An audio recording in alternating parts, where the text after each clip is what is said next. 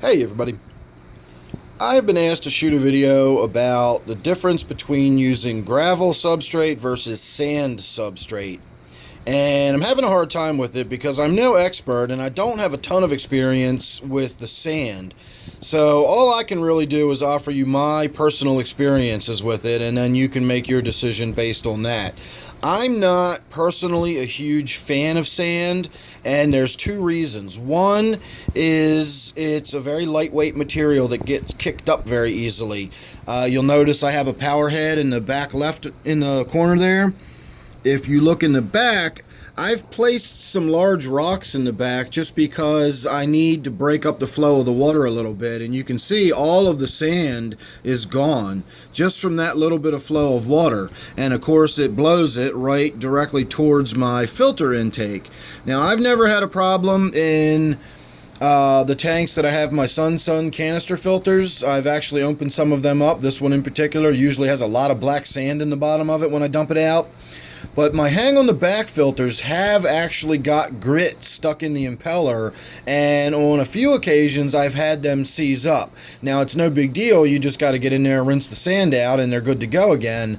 But if that happened on a Friday night and you went away for the weekend, you'd come home to a lot of dead fish. And I've woken up in the morning to come into stagnant tanks that, the filter had seized up on them. Fortunately, I'd never lost a fish in any of my larger tanks. When I used to have hang on the back filters on the larger tanks, I'd always keep two filters just in case, it was that redundancy factor. I've never had an issue with the canister filters, but they do still suck up a lot of the sand.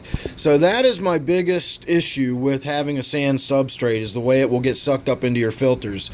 The other aspect of it that I don't like is you can see the way all of this detritus and uneaten fish food and everything just sits on the surface.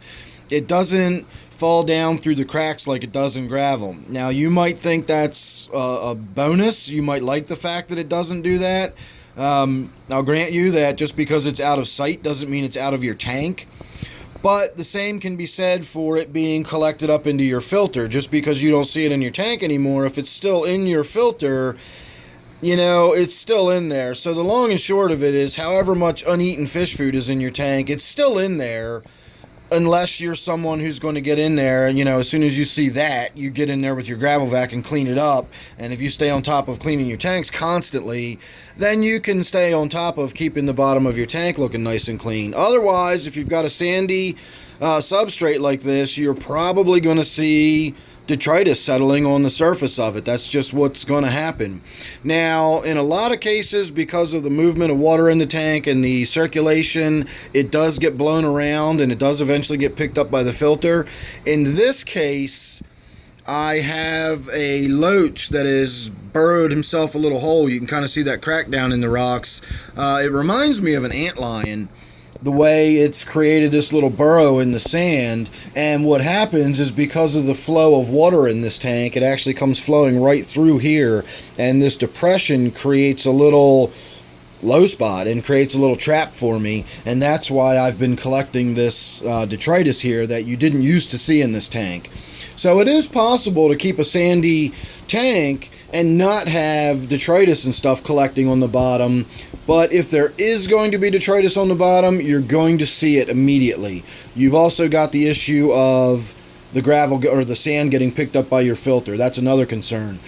Lastly, I will say, as a word of caution, I have heard people have issues with gases building up under the sand. If you do get anything, like say you've got a snail that dies underneath the sand, and as it decomposes and gases build up, they can't go anywhere. They sort of get trapped in the sand until the pocket of gas gets big enough that it can then sort of erupt from the sand. Excuse me.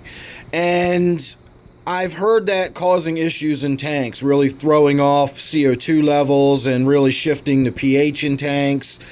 I know some people that will periodically get in there and just stir their sand up with a scraper or a stick or something. I know some people that will put trumpet snails in their tank, and the trumpet snails will sort of burrow through the sand and actually keep it aerated, so to speak, and keep the water circulating through it. Of course, you also run the risk of if one of them dies and they happen to be under the sand, you just run into the same problem I just talked about. So there are some downshots to having sand.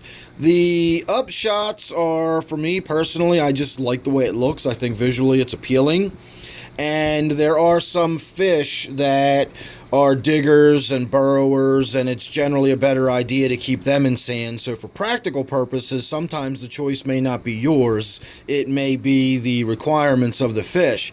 If it simply comes down to a matter of taste, then that's really all you need to decide on. If you like the way it looks, go with sand. If you don't like the way it looks and you prefer gravel, then go with gravel.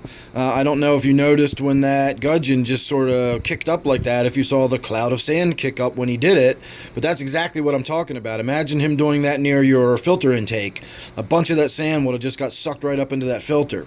So there are issues with using sand.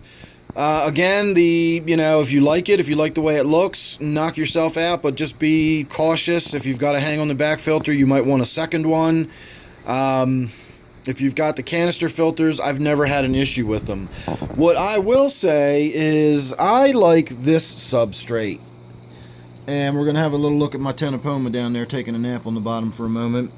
But this substrate is sort of a cross between the two, and in this tank it looks very much like gravel, but this substrate is actually what is known as bimodal, and that means it has larger pieces like you can see here, and then it also has much smaller and finer granules that tend to make their way down deeper into the bed of the substrate. And here you can almost kind of see a line where it separates the sandier substrate on the bottom and the more gravelly substrate up towards the top. And what this does is it allows for water flow through the gravel. That gives me plenty of biologicals for my tank. It helps with my nitrogen cycle, and then of course the denser substrate on the bottom allows for better rooting of the plants, and it gives the plant roots more to bite into and hold on to, and it gives you a denser base substrate. So you get the benefit of both, but the visual you get is more of a gravel sort of look. And if we make our way through the wreckage over here and come to this side of the room, we can see the same substrate in my gourami tank, but if you'll notice in here, it's much sandier looking. Less and less of the bimodal aspect of it is visible. And in this tank, I did put 2 additional bags of sand to 1 bag of the other substrate, and this substrate is eco-complete, by the way. I'll put a link down below. I really like it. I've got it in just about all of my tanks. It's a great planted substrate. It does provide micronutrients, but it also just looks good. I've even got this in tanks where I don't have any plants planted into the substrate at all, and you get this really nice look. The upshot of gravel also is more durability, as far as if you've got plants that you want to stay where they are. Even if you've got fish in tanks that aren't really diggers and burrowers, they'll still knock plants loose if they're only settled into sand until they get really thoroughly rooted in. Whereas if you've got them in some sort of aquarium gravel, you can actually get them sort of piled under a little pile of rocks. So I got that gravel like substrate in just about all of my tanks. This tank, however, has just plain old straight up aquarium gravel, and what happens in this, and you can actually see the same thing going on here, except that lower strata now is not substrate so much as it is mulm.